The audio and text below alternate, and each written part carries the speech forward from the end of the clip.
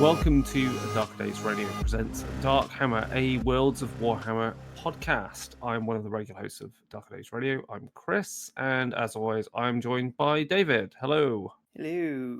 Been a long time since we've done this. It's been a long time since we've done this or regular episodes. It's been busy. I mean, we had the new year, we had Virtual HorrorCon, I've had writing contracts and other stuff, so it's been exhausting. But we're going to get back into the flow of things. And so the topic of discussion is the Aeldari, who are basically space elves. Are space elves. They're Warhammer 40k Eldar, as they are commonly known via the tongue of mankind. Yeah.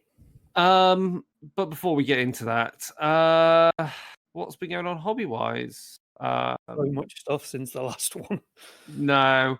There's been a lot of things. We're still doing lots of gaming. I need to finish painting the base to my Amble for Blackstone Fortress. Yeah, and then God, I've not actually done anything since the Virtual HorrorCon. I know, I hardly paint anything right now. Like, oh, okay, yeah. And then I will get into I think I'm going to attack the K-Knight Shadow Stalkers and get those done. Finally, Yeah, I'm waiting for something we're going to talk about in a minute to come out, and the Soul Blight for Underworlds. I want those. Yeah, they're going to be my next big project. I'm kind of giving up on the goblins at the moment. Yeah. So that's hobby wise. Then I think that's really brings us into the news segment. Yeah. So stuff that is ongoing. So while this is being recorded, Sunday is the next session of your Enemy Within campaign for Warhammer Fantasy Roleplay. We should have a new player for that one. I have a player lined up. I don't know if you've actually seen. I'm guessing you've seen those messages. Yes. Yeah, cool. So we should have a new player for that, which should be cool. And another one hopefully in another couple of weeks as well. Excellent. If it's who I think it is, then they're awesome. Both of them are awesome players, but the one that's coming in on Sunday is, he's something special, shall we say? So yes, that's ongoing. Obviously, talking of streaming, we had Virtual HorrorCon, which was busy. You can go back to. I've got to remember to upload more videos actually, but if you go on the Darker Days Radio Twitch before they disappear off there, you can freely watch the interview with Andy Chambers talking about developing games, in particular developing Warhammer 40,000, his history and experience with that, and then obviously how that kind of really informs how he develops games now. Things like, I can't think of it. What's the aircraft game that he developed? I want to say Blazing Saddles, Red Sun, or something like that, isn't it? Blood Red Skies. Blood Red Skies. And the Judge Dredd and Rogue Trooper miniatures games.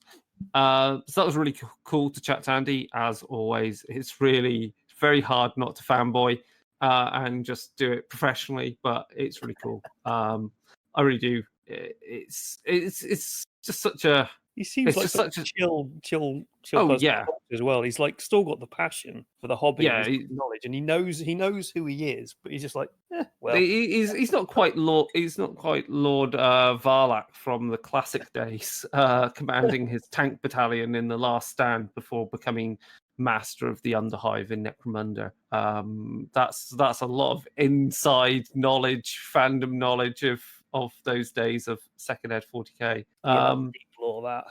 But then obviously there were a lot of stream games and panels, and the stream game of Wrath and Glory that I ran was particularly hilarious. I was in stitches watching that. We need to get Howard on more games. Oh yeah, Howard's great. I think it was good also because while it was hilarious, it was quite dark and satirical about the horrors of war. It was very World War One, and I think I'm quite interested in exploring that more of that kind of story. Yeah, it certainly felt very kind of like trench warfare-esque in a way, even though it wasn't technically trench warfare. you had that kind of horror of things going wrong, bumps in the night and stuff. And just it just shows how you can really pull back from the epic grandeur of Warhammer 40,000 and tell a story that is actually quite relatable. Yeah.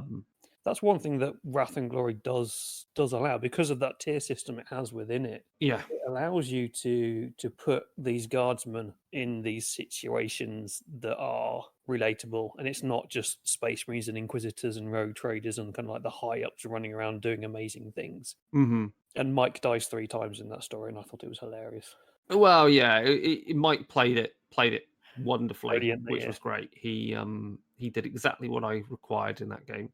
But that's giving away too many spoilers if you've not watched it yet. Oh yeah, sorry. So yes, 40k Wrath and Glory new release today actually was the next scenario for Litanies of the Lost, which is Vow of Silence. Yep.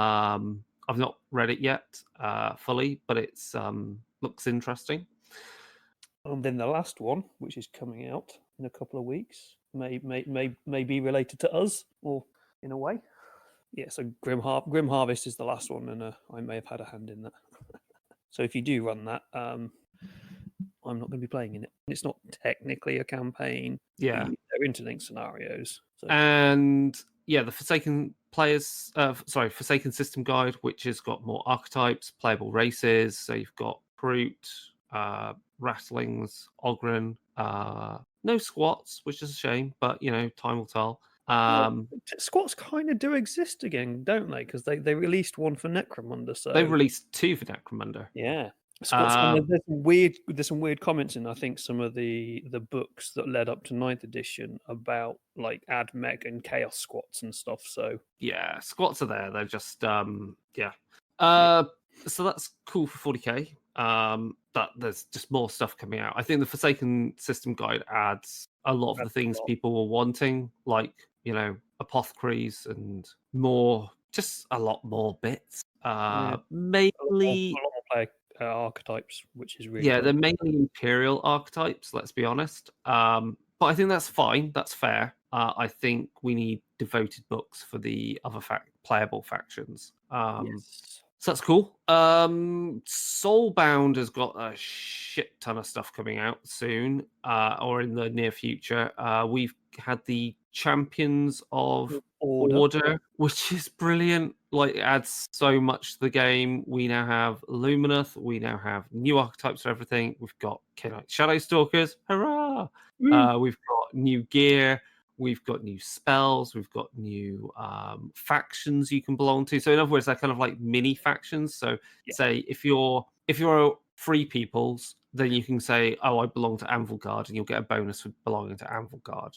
Yeah, it adds in the free cities, the Cities of Sigmar free cities stuff, doesn't it? So yeah, so that's all really good. There's been some more scenarios out as well that add extra stuff. So that'll be fun to run more of at some point. And then there's some stuff with fighting in the skies at some point, which is going to be crazy. Yeah, that looks that's so up my street. I so want to start do an actual Caradron Overlord scenario where you run a ship and you're just kind of going around hunting creatures in the sky.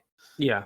I mean, I've been having some good fun running Soulbound at home as well. My home game. I say home game, it's online, but it's my non-streamed game. And been running through the Anvil Guard scenarios from Cities of the Flame. So that's allowed me to try out some things and really get to grips with Soulbound.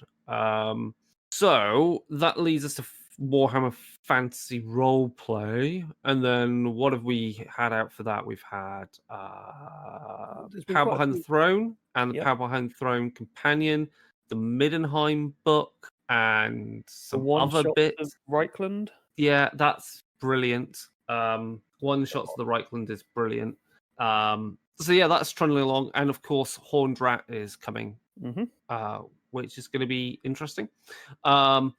And then really the most exciting thing, the exciting things that are Games Workshop related are that we have Another part works out starting. I've just subscribed to get the first few issues, see what it's like, and cheap models, obviously. Which is the new 40k part works called Imperium. So you're basically going to be collecting Space Marines, Necrons, but it's actually Imperials, because some of the later issues will give you Sisters of Battle and Admech. So that's kind of cool. And you get Papa Smurfs in it. Yeah, the Mortal Realms one was good fun. So yeah, it's a good way to grab some models for the cheap. And then the other big thing is Warhammer Quest Cursed City. Oh, so excited. Wow. It looks so good. So good. It's just it's a city in Shaiish. It's vampires. It's vampire hunters. It's just it's still a city, but it's a city run by a vampire lord. So it's kind of got like an undead guard to it, but there's still also normal humans running around the place who've decided to let this vampire take on it. But he's a vampire ogre as well. That's insane. It's like an ogre who's a vampire. So they're expanding their ideas and the whole thing that they've done with it. I'm just like, it looks stunning. I think this is actually going to be. I never played Warhammer Quest Age of Sigmar versions like Hammerhall and Silver Tower. Yeah, I've not played those. They were very old school kind of Warhammer Quest feel. Yeah, Hammerhall allowed you to design scenarios and have a games master. Blackstone Fortress is fantastic. And this looks like a step up from Blackstone Fortress, to be honest. It's taken that idea and just kind of gone mental with it. I think they learned a lot, so that's exciting. Speaking of vampires, we've got Warhammer Underworlds, the Gravelord people. Yeah, vampires. So good. I mean, this is actually something I've been thinking about whether I get into Warhammer Underworlds, because you can. That's a game that really does lend itself to online play. Yeah, it's grid based, hex based game. All you both need is you can literally just kind of have the board out in front of both of you on the cameras, and you can say move it 2 squares, 2 hexes that way, and it's just doesn't have that finicky of am I within range kind of thing. So yeah. There's also the mobile app game of Underworlds is basically Underworlds on a mobile. So is that on a mobile app? I know it exists on Steam. Is it actually on Android? It might be Steam that I'm thinking of. Don't know. It's Warhammer... not mobile. Yeah, no. Warhammer Quest is definitely mobile. It'd be interesting to try it out on Steam. To be perfectly honest, we could give it a if it's not too expensive, give it a go. Yeah, and then. Finally, to wrap up, news-wise, which is maybe more interesting to listeners, is the fact that given the success of Virtual HorrorCon and Twitch streaming, we will start doing Twitch streaming more regularly on our own Twitch channel. So what that will mean is we will continue doing our stuff with Gehenna Gaming because it's fun. When Ian and co are available to game in the campaigns that we run, then that's good. But obviously that's based upon the paywall subscription stuff to Gehenna Gaming, that whether you get access to it or not, and when you can watch it and when it gets to YouTube. So obviously we will start putting stuff onto our Twitch stream a bit more regularly, which will mean starting up a campaign on there of some game, which we are working out currently. Plus other stuff like, if I get my arse into gear, more painting, same with you. Streaming computer games, like I did a quick stream of Cyberpunk 2077 just because it was a laugh, just to, basically just trash talk while playing it. So that's the plan on that.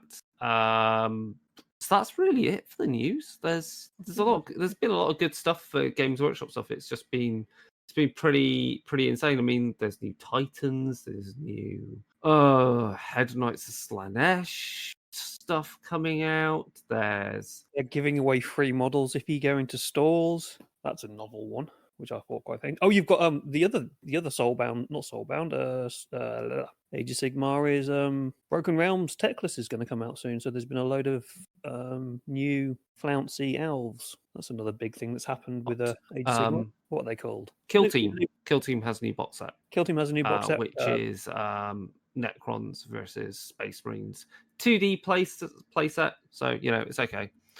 But some interesting models and a good way of getting a selection. Yep. Right. So we should talk about the main topic, which is the Space Aeldari Space Elves.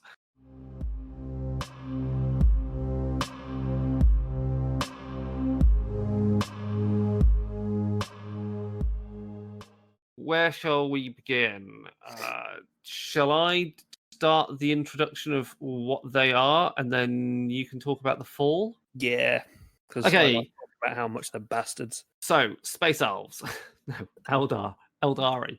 Okay, superficially, they are a human-looking race. By human, we mean humanoid. They are much taller, much lankier, much more elegant. They have inhuman grace. They do not move. So when you are depicting the Aeldari in your games of Wrath and Glory, you should have the feeling of uncanny valley with them. They should be unnerving to be around. They speak in hushed, raspy tones generally.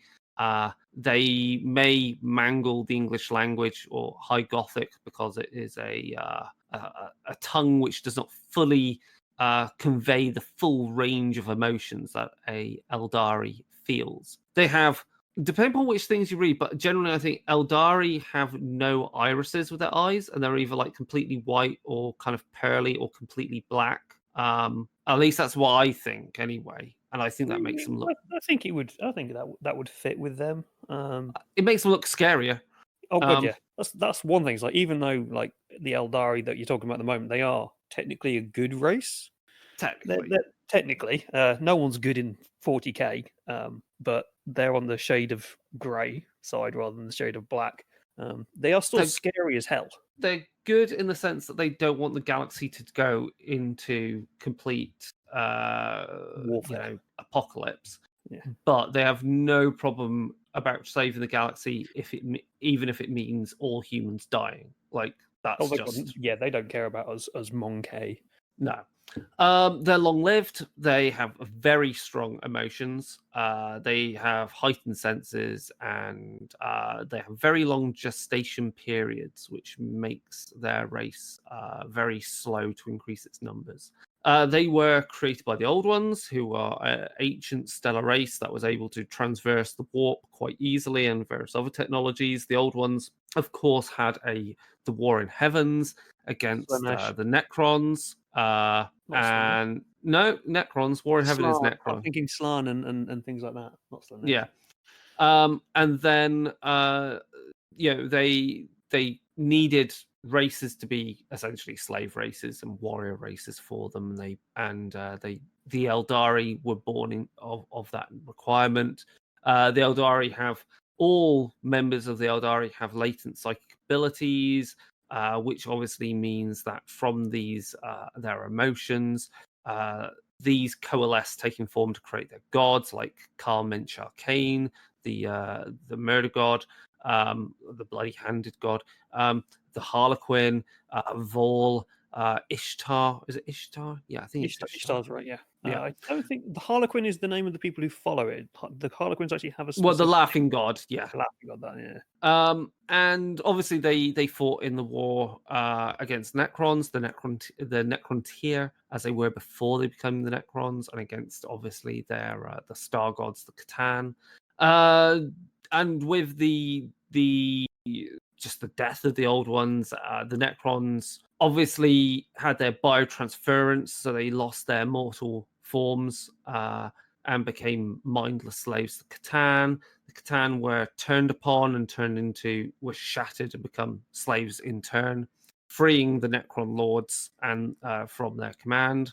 Necrons obviously go to sleep, and so with that, with the entire galaxy, torn asunder by this galactic warfare, and the Eldari inherited lots of technology, including the webway as a means to travel stars without using the warp or spacecraft in the standard sense. And they seeded many worlds, maiden worlds, but of course the Eldari, with all their technology and strong emotions, fell into hubris and decadence, which would be their own undoing with the fall. Stupid space elves. Yeah, basically, you do see a lot of kind of connections here between one reason we call them space elves is because they are very much similar in style to the high elves and the elves of the Warhammer Fantasy world. And we see this here with the hubris and decadence of the Eldari. So much like the elves of the old world, they grew as the old ones left and the war in heaven had ended. They pretty much had free reign over the galaxy. They were like the Eldari Empire was massive, spread across the entire galaxy, and they didn't really have anyone to fight against. Really, the Eye of Terror had opened up, but it was still kind of very much in its infancy at the time. So the Chaos Gods were there, but they weren't really threatening the Eldari. So what did they do? Massive galaxy-spanning empire, bit of an arrogant race, latent psychic abilities, like their thoughts and things do echo within the warp. And so as they go, well, we're bored, let's have a party. And so they start to get quite decadent with their parties and start doing crazy things. Pleasure cults start to spring up across the empire, across their maiden worlds. And these are exactly what you think they are. They are cults of pleasure. I've actually written something somewhere else about this. Let me just find it. I think it's in the Drukhari section. I can't find it. Oh yeah, the Dark Muses kind of arise here as well. So we'll talk more about those when you talk about Drukhari. But the Dark Muses are kind of worshipped by the pleasure cults, and these things are not particularly nice. And they start to, their thoughts start to go darker, and they start to turn into all manner of sex, drugs, rock and roll, pain, pleasure, all the nasty stuff. And from this, their latent psychic abilities react with the warp, and things start to go a little bit wrong. The seers and the far seers of the Eldari at the time, so the actual, I suppose you call them the actual psychers and the fortune tellers of the Eldari race, they saw the warning signs of what was going on, and they tried to spread these signs across the empire and say, look, stop doing this weird shit, calm down, we're going to have a major problem if you keep doing this. Obviously with the Eldari and them being kind of quite proud and quite what's the word I'm looking for, arrogant, aloof and arrogant, they're like, yeah, no, we're fine, nothing bad will happen. Only a few Eldari kind of listened, and they fled the Maiden Worlds, and they kind of left technology and things behind, and they went off to live a more, I see you've put rustic life here. I suppose that's kind of true. They go off and they form their own kind of colonies where they shun a lot of things, and these become known as the Exodites, which we'll talk about later. But this is all happening as well, a lot of the Maiden Worlds, they start to build what are known as craft worlds, and these are massive spaceships that start to fly through the galaxy and things. And this all kind of happens at the same time. So you end up with pleasure cults springing up across the worlds. The Exodites start to leave and form their own colonies and disconnect from the main Eldari. And then you get some other worlds that start to build these craft worlds, these floating ships that travel through the warp and travel through space. But then there are others who stayed and didn't listen to any of the warnings, and they started to get even more sadistic, I suppose, in their pleasure seeking that they did. And it's when you start to see the Drukhari cults arise to some respect, and we start to see the port of Komorra grow and become a hub of all excesses, shall we say. Komorra is, again, it's related to the Drukhari, and I'll probably talk about it more when we get into that. But it's a port in the webway where a lot of trade was happening at the time. But anyway, sidetrack. All this stuff is going bad, and the Aeldari are like, yeah, no, it's all fine. Nothing bad's going to happen. We're all just having fun here and tripping, and then suddenly it all goes wrong, and a massive hole rips in reality as Slaanesh is born. So whoops. Yeah, All the Eldari worlds just suddenly get consumed by Slanesh, and suddenly, oh my god, there's another god of chaos has just turned up. yeah, it's quite interesting because you can see how from the pain of the War in Heavens would have given the original kind of like energies that would go on to form the original 3 Chaos Gods, which I think, depending on where you read, didn't awaken until sometime during like the medieval period on Earth. Like that's when in the timeline the Chaos Gods kind of awaken. Yeah. And then the interesting thing with Slanesh is that obviously the Great Crusade, which is M30, basically starts because Slanesh's birth scream blows away all the warp storms that were stopping space travel. But the warp storms are actually all that were happening that brought about the dark age of technology were because of the Eldari's decadence. Yeah, so it's all a double-edged sword. It's all the Eldari fault again. Yeah, it is again, and the best thing about this is because Slanesh created him. Not Slanesh created them. They created Slanesh, and they cleared all these wonderful warp storms and allowed the Emperor to go out and kind of reunite the mankind and create the Imperium and all stuff like that. Slanesh decides he doesn't like the Eldari, and so anytime an Eldari dies, he decides to eat them and takes their souls. So whoops to them, shall we say? And that's all quite interesting, isn't it? Because it interconnects a lot of things together in a way. Kind of brings a kind of timeline to things as well. We'll say about the homunculi because they were not stupid enough to stay too long before it all went to pot. They left and set up shop in Kamara quite early. Anyway, so the Eldari caused the Eye of Terror. Good for them. Yeah, they caused the Eye of Terror. They created a Chaos God.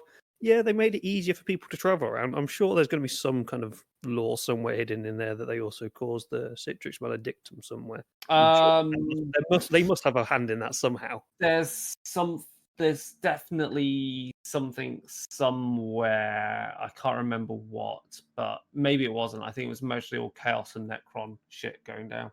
Anyway, yes. So the order of who fucked off first from the Chrome Worlds is basically the Exodites, followed by early Drakari, followed by Craft Worlds, followed by those last few Drakari. Those last few who would go on to also be Drakari, and then everyone else just gets eaten. Plus other races, like the Eye of Terror is a massive, like spanning light years, tore a massive hole and extinguished many souls. So the Craftworld Eldar are also known as the Azuran after their god Azure.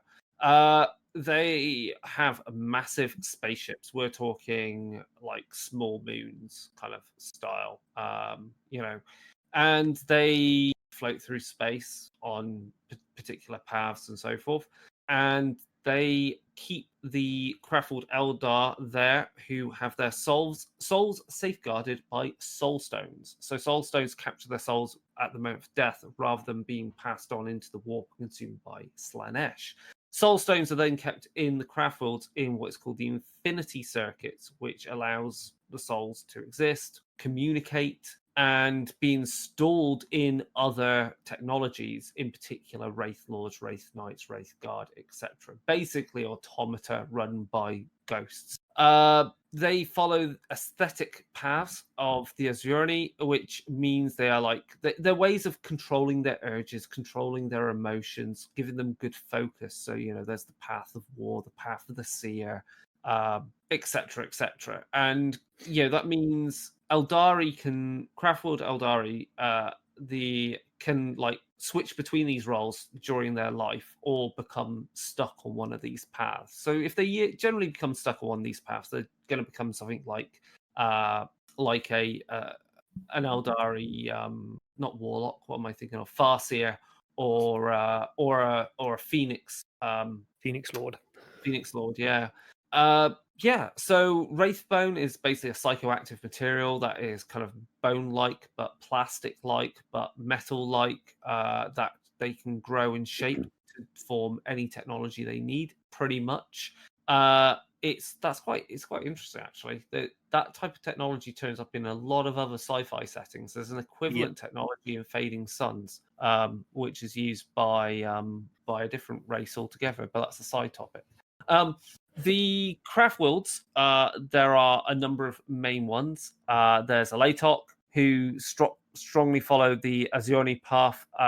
They have high amounts of guardians and aspect warriors. Aspect warriors are basically just temples to a particular kind of way of warfare. And from the aspect warriors, you'll get someone that eventually gets turned into an avatar of Cain. Avatars of Cain are basically just avatars of Carl Mencher Cain, who was a god who got killed. But fragments of him exist on their craft worlds. Balatan, most martial craft world, follows the path of the warrior, and got split apart. We'll get onto that. During the birth because I know you talk about it later. So during the birth of a certain god, a different god, more recent god. Iandan, once largest, basically got completely chomped on by High Fleet Kraken. Mainly Wraith constructs now.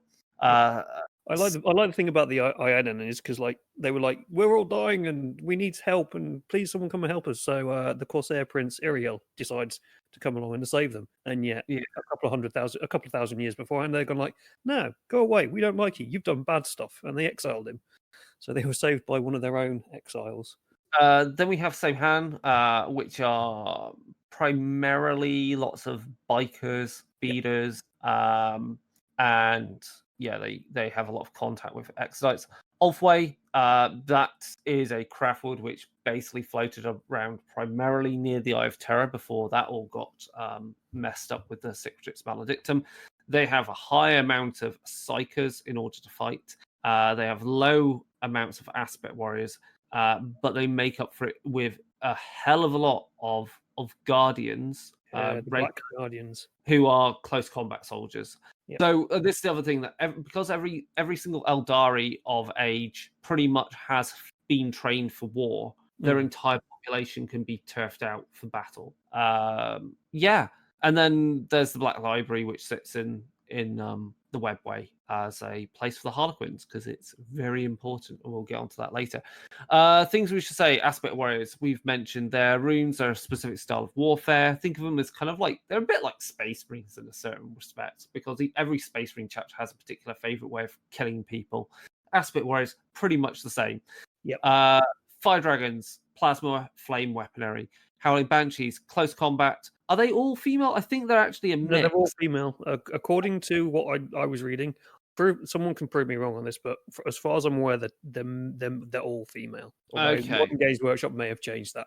I think Games Workshop may have changed that of late. But yeah, they have apparently still all female. We'll check that. But anyway, they've got I've just realised close combat, and they have a shrieking kind of psychic disturbance weapon they use.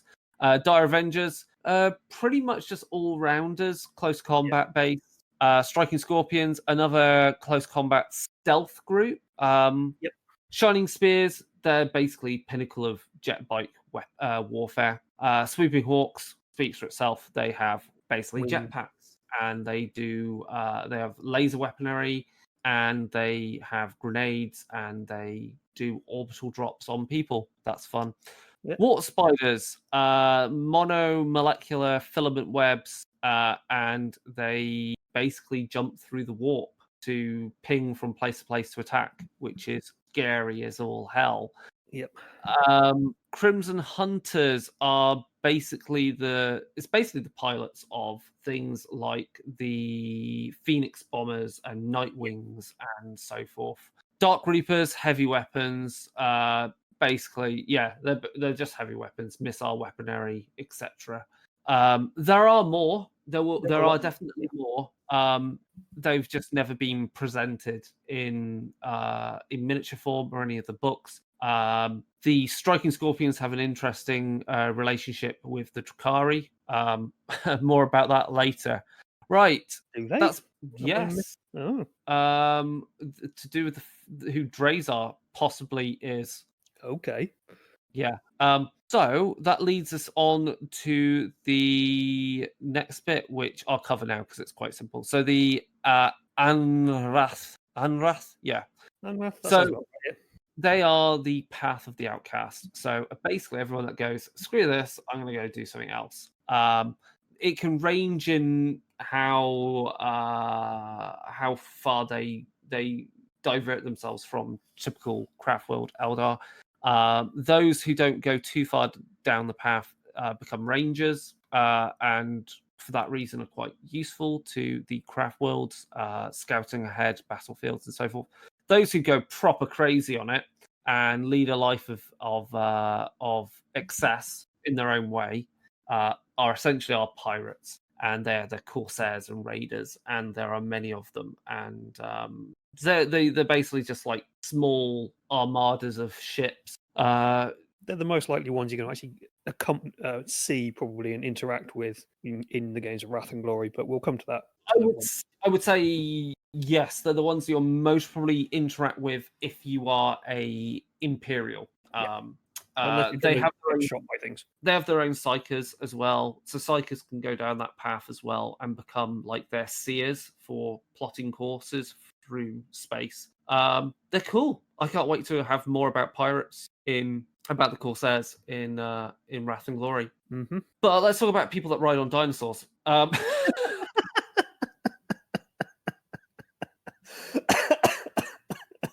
Yes. That's a nice way to lead into that one. So who the fuck are Exodites and why do they ride on dinosaurs? We kind of spoke about it a little bit, really, didn't we? When I was doing things on the fall, they're the ones who buggered off before Slanesh was born. They actually listened, and they were the sensible ones. So yeah, the Exodites, they left before the fall to found their own kind of societies on the Maiden Worlds, away from everybody else. They dropped contact with them all.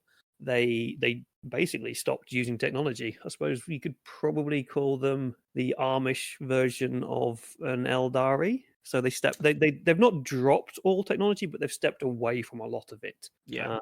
They live a nomadic lifestyle.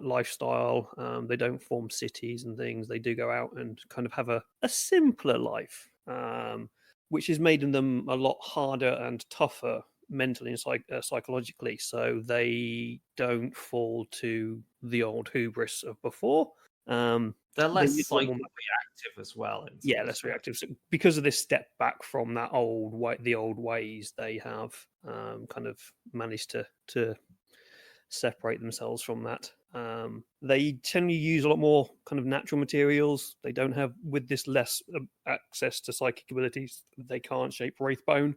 So you'll see them running around with actual metal weapons and things. And yeah, because they lead a nomadic tribal life on Maiden Worlds, they have access to dinosaurs.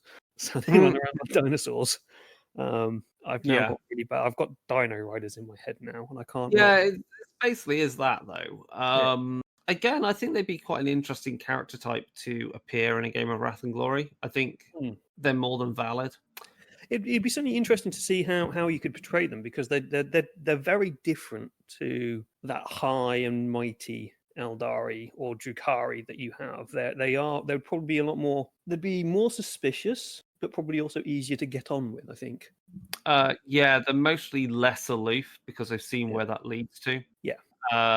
Yeah. Which is what is the next topic. If you get aloof, like your own ass Eldar who like to pleasure things, you get the Drukhari. Yeah. Right, Drukhari. There's What a do lot. we say? We could do an entire episode on these, so I think we just kind of try and skip. We're gonna rattle through this. Okay, so we've already mentioned that the pleasure cults before the fall are basically where the Drukhari essentially come from in a way, because many of them already started going off to Camorra, which was a port free from any of the, I guess, planetary system states that made up the Empire.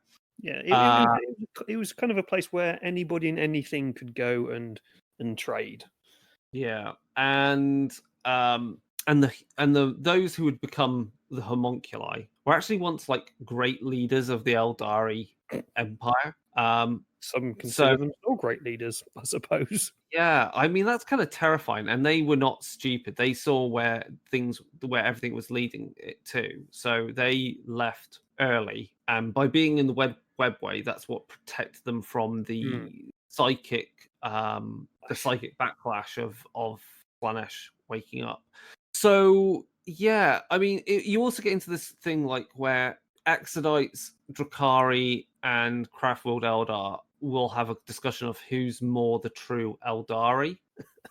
You could say Drakari are more true Eldari than Craftworld. But yes, they didn't try. They've not tried to change themselves. They have no, accepted who they are, what they were, and haven't really changed since the time of the fall. And there are kind of comments that you'll find around that there are some Eldari or Drakari who are probably still around from that time. So oh they, yeah, they do see themselves as the true inheritors of the Eldari Empire, and they're very much pissed that they're not. Again, yeah, like all other Eldari as well, they're very, very long lived. But what I find really interesting about the Drakari is actually Camorra itself, because it's when it was originally formed as a port town, it was port city thing in the webway. It was massively grand and grandiose, and would bring in people from bring in all different kinds of races for trade and stuff. Now it's this weird, twisted Escher-like painting, which warps and bends and twists, and it changes its form. And so you can kind of walk down one alleyway, and then to go meet someone or go murder someone is probably the case in Drakari terms. And then you walk back, and the alleyway's not there; it's something different. So you never know where you are. There are safe zones on the outside where they do trades with rogue traders and things. So you can kind of use this maybe as a story hook for some of your games. And I'd love to see a game of Wrath and Glory where a rogue trader turns up to Camorra and tries to work out where he is and doesn't get murdered. fucking Drakari in your party is just a terrifying concept. Yeah. Yeah, their Camorra is a strange. It's kind of like because it's like split and folded and stretched over a subspace in the webway. I think it's technically infinite, kind It's of like something- the realms in like Age of Sigmar. It's technically infinite because it bends and twists and reshapes itself. If you want to kind of see some actual Games Workshop, some games running Camorra, go over to the Darker Days blog, and I put a few battle reports of when I ran some kill team based in Low Camorra. So there's actually some stuff on there that I've got for it. That was kind of a little fun campaign I did with my friends. Anyway, so yeah, and though they weren't completely shielded from the awakening of Slanesh, which means that all Drakari, because they don't have the technology to make soul stones, their souls are constantly being like pulled away by Slanesh. So the only way to mitigate this, because they've basically got a gaping kind of like sucking hole in their souls, is basically to nourish their souls by committing pain, torture, and decadence upon others. Hence why they have the pleasure cults, torture, all manner of pleasures that they shouldn't be doing, which would which would melt the mind of a human. And then they've also got their they reincarnate themselves, so their there's souls an element of that as well. Yeah, their souls never get sucked off completely. Yeah, so they also have obviously many arena battles, and they go slave trading, they go fight, they go raiding for slaves for exactly this reason. And you're right, the other thing which is really interesting about them is that very few Drakari are what are known as trueborn, which means who are an actual like natural birth, because it takes so long. Most Drakari are like clones, or just not clones, but also like they're known as half-born. They're genetically kind of created in gestation tubes. They're just grown in vats. But you're right. Some also do clone themselves to get around death, like many of the prominent characters who've cloned themselves to get around it. What the reason I kind of thought about this is when they were doing the end of 8th edition. I can't remember what those books are called and what that series is called. There was a story on the GW website, one of those mini stories, where it was basically a homunculi was cloning a captive, and they were bringing them back to life in a new body every time the old body failed, and just carried on torturing them that way. And that's how I kind of got into the cloning thing. Yeah. So they're not particularly pleasant on that front. The hierarchy of the Drakari used to be trueborn aristocracy, but it's now become basically a very bloody meritocracy since as Drubiel Vect led a coup, because he's a clone, he's Vat born, and him and his cabals reshaped Drakari society. You've also cabals is what basically most Drakari belong to, if not then the witch cults, which are like the close combat-y kind of murder gladiators, cults. Really. Gladiators, yeah. I would say the cabals are more slavers and raiders. Yeah, they're slave traders. Yeah, and then you've got homunculi, who are the really ancient, as we said, already ancient Drakari who left first. They are kind of more like puppet masters. They used to rule and now don't. They're flesh crafters. Yeah, they're flesh golem crafters. They like to play with people. They make Zemeche from Vampire look like puppies. Puppies, yeah. What we haven't mentioned in here also is there is a group of warriors as well. There's tons of stuff. So you've got you've obviously got skimmers. You've got that they ride on. You've got jet bikes. You've got the kick-ass scourge on their skyboards, which is very kind of like Green Goblin like. Witches, basically like witches in like witch elves. Incubi who are massively armored murder machines. Yeah. Cabalite warriors basically just have like rifles that fire lots of poison needles. That's all fun. We forgot like guardians. Eldar guardians have shurikens. They fire monomolecular shuriken blades. Yeah, generally. But yeah, incubi are an interesting bunch. They're basically very similar to aspect warriors, and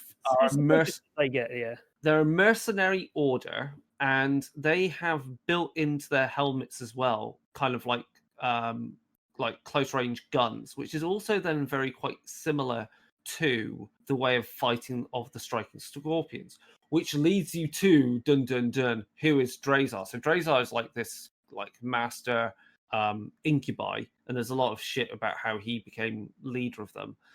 But rumors are he's actually also the first incubi who's been working behind the scenes a lot, and was actually the fallen father of scorpions of the striking scorpions. So he was the first Phoenix Lord. So he's apparently possibly Ahara.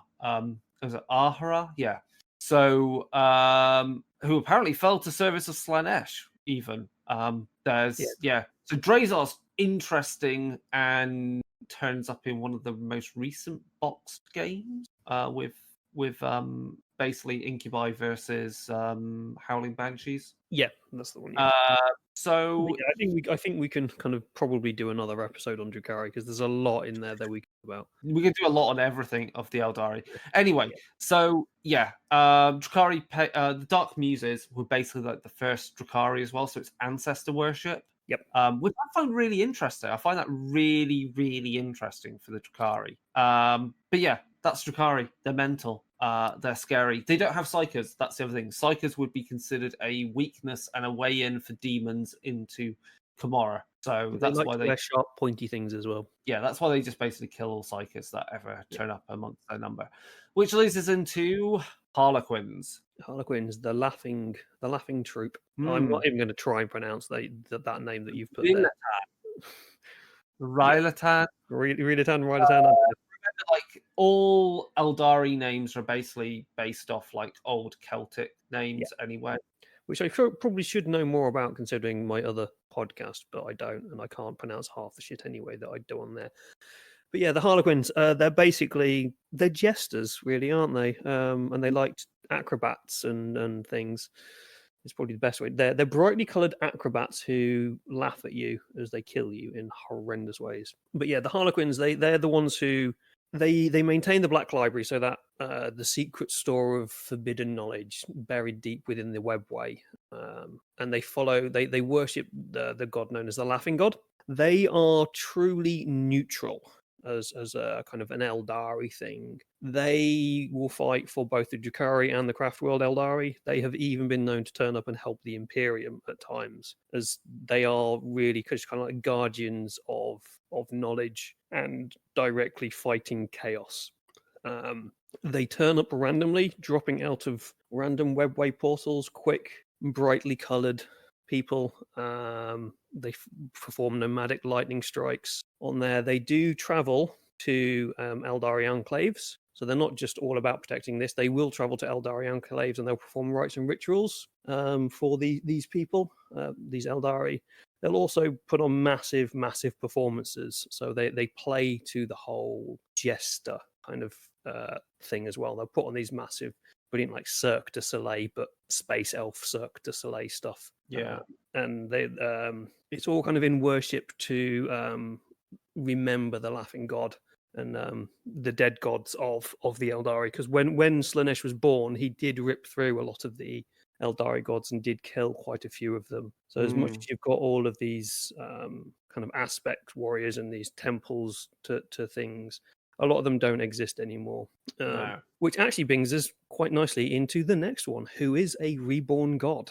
I was going to finish with the Harlequins technology wise. Well, they have a lot of like it's common like the Drukhari use a lot of like shadow fields, especially their spaceships. So they use a lot of like that kind of style.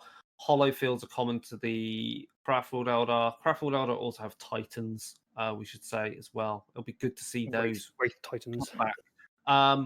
But the Harlequins have also their own kind of like stealthy technology, which like breaks up how they appear. It's very like kaleidoscope kind of appearance that everyone kind of has in their force. So they really would look completely strange on the battlefield. Like you wouldn't even be able to make out distinct shapes all the time. But yes, the Ynnari, the Reborn. So this is where This is where I also say something at some point to piss off a lot of people. This is where Aeldari get interesting, I feel, in recent years, because this is a brand new faction, and they basically they draw from all Aeldari groups, and essentially they follow the path of the dead god Ynnari. So their god of the dead has just been born, which is a kind of a bit of a coup on Slaanesh. Yep. Because this god of the dead is born from the souls of Aeldari combined together. So doesn't like Eldred have something to do with that? He tries to do some weird thing to stop the bodies, the souls disappearing. He found a planet that was covered in dust, which is the same material as spirit stones, and had Aeldari souls being trapped within it as this battle raged there. So it was a means of creating this huge planetary, psychic resonance to awaken this god. It failed, but it created a little moat. And that moat fucked off through space and time and landed in Vrain. And Vrain is the prophet of Yned, the god of the dead. And so she's basically walked pretty much every path of the Aeldari, by which I mean not only Craftworld, we're also talking Drukhari. So she's actually been like a succubus, like witch, and so has been a master gladiatorial fighter, even facing Lilith Hesperax. Yep. And it was actually at the hands of her or something that Yvraine basically died and then was reawoken by this moat of Yned. And so that really kicks off everything. And it kicks off the whole kind of new crusades and the Citrix Maledictum and stuff like that. It occurs around about the same time as the Great Rift opens up. So she's on a quest to get all the Crone swords, which should kill Slanesh. She took one Crone Sword out of the Cruffle Beltan, which led to kind of awakening, but also kind of not completely, and instead also bringing forth Yakana, which is this avatar of the God of the Dead. So it's kind of a bit like a avatar of Cain. But a much cooler model. Yes, Avatar of Cain is obviously you can't even buy. I hope they redo it. Like they really need to redo most of the Aeldari line at this point. Yeah, so but the fun thing they're about on this big quest, and then there's another guy with them who looks a bit like an incubus, who's a Drakari incubus that's turned to following the path of death. Yep. And they went on a big crusade. They went all the way to Ultramar and reawoken Rabuk Gilliman, who is obviously Upper Smurf, Primarch of the Ultramarines, and now is effective Grand High Warlord of the entire Imperium and leading his own crusade into the Imperium Noctis. This is a real game changer. Yeah, and the fun thing about that whole thing with Papa Smurf is it's a good game changer. I like what it brings because it means you can technically, you can at the tabletop play with all your Aeldari models combined together. And plot-wise, it really does start bringing forward some stuff. It's a nice way that it's a way to kind of refresh the Aeldari, because they're one of the few 40k rangers which has not had a model update since, like, aesthetically, really, I suppose. They've not had an update for a very, very long time. You're still kind of seeing very, very similar styles to when the first plastic kits came out in like the late 90s. Yeah. And this bringing in the Inari allowed you to kind of, they brought out some new models. Ivrain model is brilliant. She has a little kitty with her. And I just have to say this because it really annoys a lot of people, but Rubok Gilliman and Ivrain are, they're friendly, shall we say. And it's actually in the comic books, in the kids' books. They're really? Yeah, in the kids' books. So a lot of people hate the kids' books because why would Games Workshop do kids' books? And they also hate them because they have a bit of a relationship going on, those two. So that's always fun to point out to people. But yeah, I do like the Inari, and I like what they've done with them. And I'm hoping with 9th edition we're going to see some more kind of expanded stuff with where that's going, especially with the new rise of the Necron and the coming of the Silent King. And obviously that's a big thing for the Eldar. It's like, oh, hang on a minute, our old enemy's woken. Let's kick ourselves back into line and do stuff. Yeah, but yeah, that's basically all the factions of the Aeldari. There's a lot of different things, and it's quite cool. I mean, as we said, like with all the different craft worlds, with the Drakari, there are different cabals, there's different witch cults, there's different homunculi covens. So again, you've got factions within factions within factions. So how the fuck do we use this all in our games of Wrath and Glory? So I think the easiest things out of the book to do are playing Corsairs and people on the path of the Outcast, because you can play Corsairs, Rangers. That's and Warlocks. Right, I know we've got the archetype for Warlock in there, but really, I think what they should be called is you basically count your Warlocks as Farseer? No, they're called something specific for Aeldari Corsairs. They are called, when I find it, Void Dreamers. Yes, yeah, Void Dreamers. And I think that'd be really cool. So basically just do that straight away. And with those characters, you can also then easily make your Felarch the captain of a group of Corsairs, or a Corsair Prince or whatever. You've basically got your pirate group of Aeldari. So you can just basically do Rogue Trader with Aeldari. Yeah.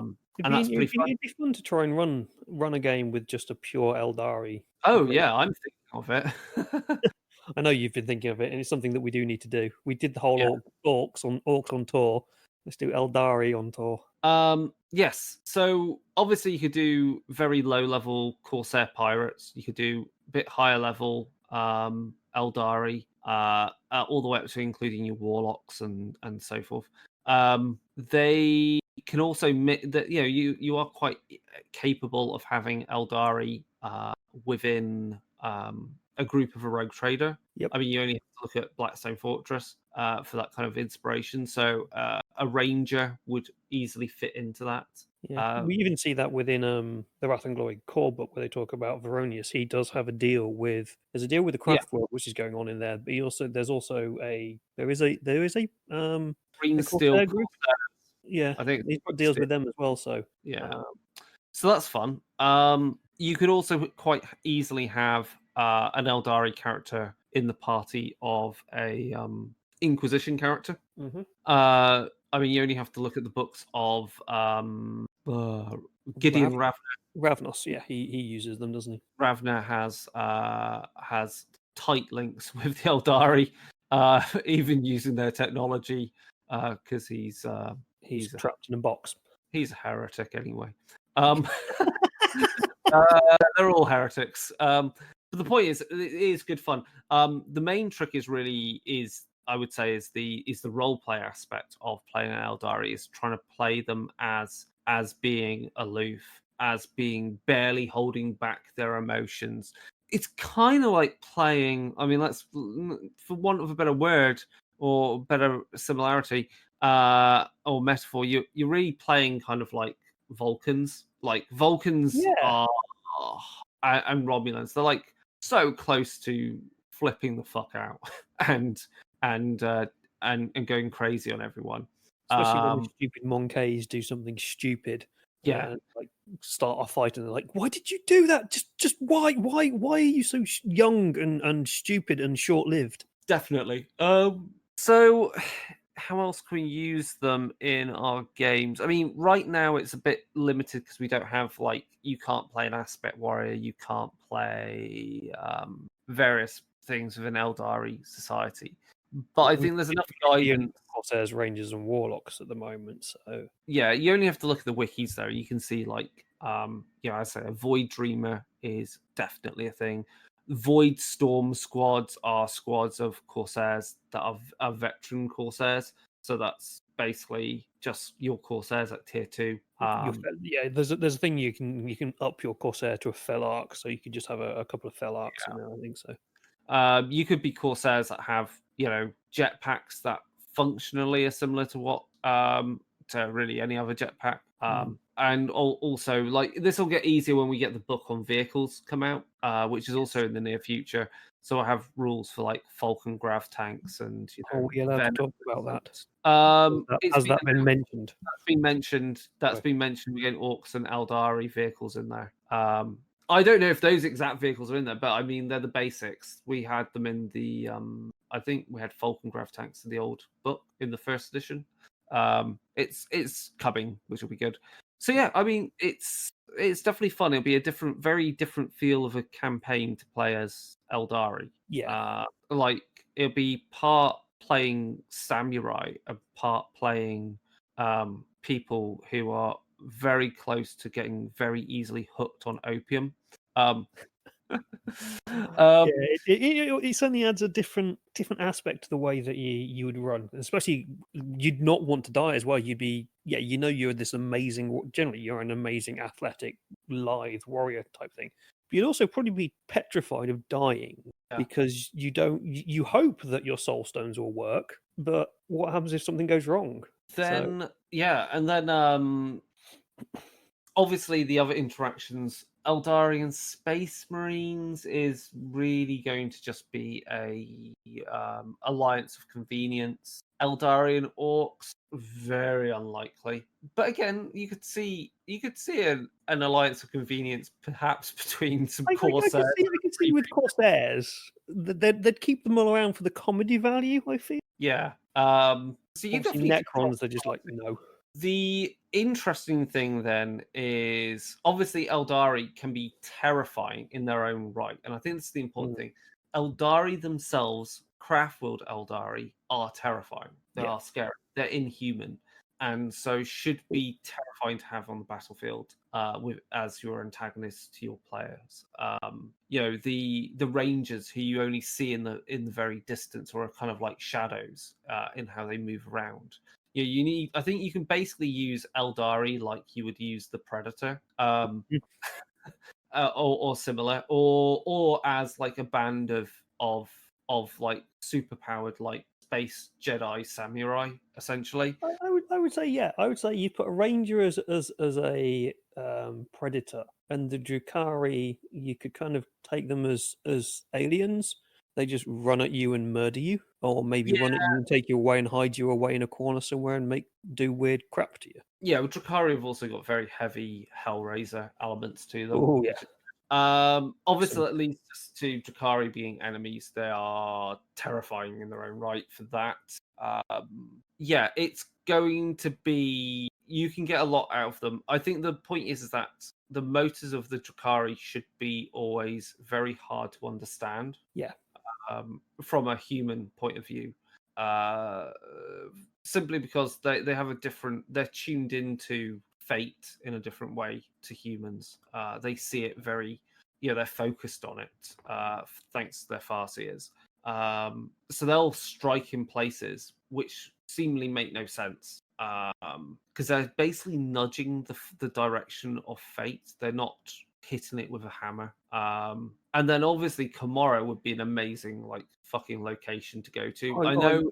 Love to do something in Komorra. It would Well, go very grim fantasy, but the amount of fuckery you could do with the way that the city changes and stuff. remember that Komorra also has essentially like splinter realms of itself in other places. So there's the one that was in the Calaxis system, which made up the Rogue Trader RPG for 40k back in the day. And so that has kind of like a small splinter part of Komorra. So I think that's the way to think about it. It's like domains of Komorra are like local to certain places. Well, I think it's that Komorra itself exists in one place, but its doorways exist in different places. Yeah. So it's like it's not so much as Komorra exists in other places. It's just because of the way it warps and shifts and changes and has this weird connection with the warp and the webway. It appears at times that it's massive and expands beyond the size of the galaxy, so you can actually enter it from anywhere within the galaxy. And then it will shift, and suddenly the doorway that you thought led to Komorra doesn't exist, and it's now somewhere else in the galaxy. And each time you go through a doorway, that doorway may lead you to a different part of Komorra. It's such a bizarre concept. It's kind of why I related it to Escher at the beginning, but it would be very, very fun to explore in a game, much more easy to explore in an RPG than it would be on the tabletop. We tried to put it on the tabletop, but yeah. So so the place I was talking about in the Calaxis system is what's called a satellite realm. Yeah, These are bits at the very edge of Komorra. Bits where humans are allowed before for at least half an hour before they get taken away to the slave pits. Yeah. So it'd be very interesting. Obviously the webway's an interesting location to explore and travel through if you're playing as a player group. Exodites and Maiden Worlds would be very dangerous locations for any party to end up on, especially if they don't have an Aeldari in their number. You can imagine some poor Imperial Guardsmen on some Maiden World left there, or Space Marines going there to recover some ancient artifact, and having to face against the various powerful mega fauna that wander across the planet. Dinosaurs, yeah. But yeah, I mean, I think that covers everything really. What you can do, ideas, and what the Aeldari are, and just really ultimately the main things to remember is even though they look human, they're certainly not. And every time you can reinforce that in your game, the better. So, for example, always come back to the example of what did my partner Sam play in our home game of Wrath and Glory. So I just need to look up the character in Pirates of the Caribbean in Dead Men Tell No Tales. Okay, which I think is the fifth one. You could be quite interesting with it. I mean, also Eleanor played a Aeldari Corsair in our stream game. That was really good fun, and she kind of went for the thing with the, you know, looking She down, looked down on the we were snobbish. eating. Yeah, it was good. I think that's the fun thing. I mean, you likely would you wouldn't have to be like that so much if you were playing a full Aeldari game. Yeah, there'd be better interactions between Yeah. the characters, obviously, because they would like each other. So Aeldari don't hate Monkey; they just look down on them and kind of pity them in a way. I suppose is probably the best way to do it. But Aeldari obviously are all heavy cocaine users. No. I'm just trying to remember that the also available in one of the scenarios from Wrath and Glory are Aeldari. So there's an Aeldari only scenario in Dark Tides, which you can play. That would be quite interesting. And you can also come across an Aeldari in, I think it is it in Dark Bidding? Yeah, okay, yeah, it is Dark Bidding. So Dark Bidding has, spoiler alert, there is some Aeldari stuff in there. In particular, if you already listened to this, you're mostly going to be a games master anyway, so what the fuck? Right? Yep. There's a character in Dark Bidding who is a Drakari, but he's also worked for the Green Steel Coterie, so the Corsairs. Yeah, that does fit because even though the Drakari are not particularly nice, they do deal with people. Yeah. So this guy is a Hellion. So we've actually got rules for a skyboard. Oh, sweet. Yeah. Okay, I'm seeing things now, and I understand things more about litanies now. So Skyboard. So we've got rules for a skyboard, which is amazing. It's pretty fast. It's got splinter pods on it. Yeah, that's cool. They're like my favorite miniatures anyway in the entire Drakari range is Hellions. Because I've got a copy of Gangs of Camorra, which is a fun game.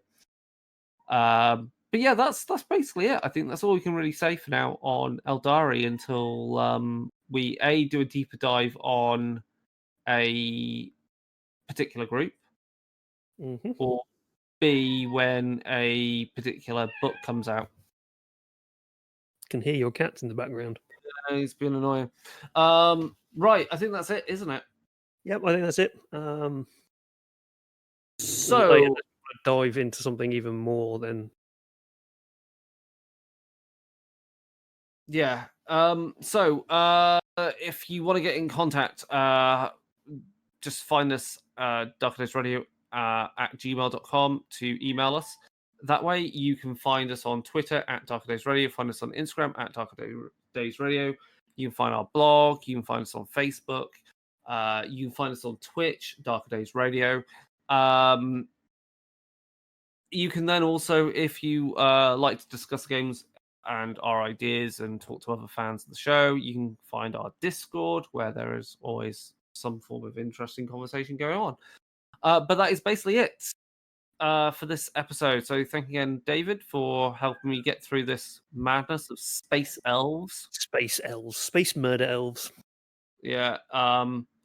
We will likely do a stream game, I can imagine quite soon, where it will be playing as Aeldari Corsairs, because I think that'll be rad as fuck to play some really different characters in Wrath and Glory. But that is everything for now, so we're going to say goodbye. Goodbye.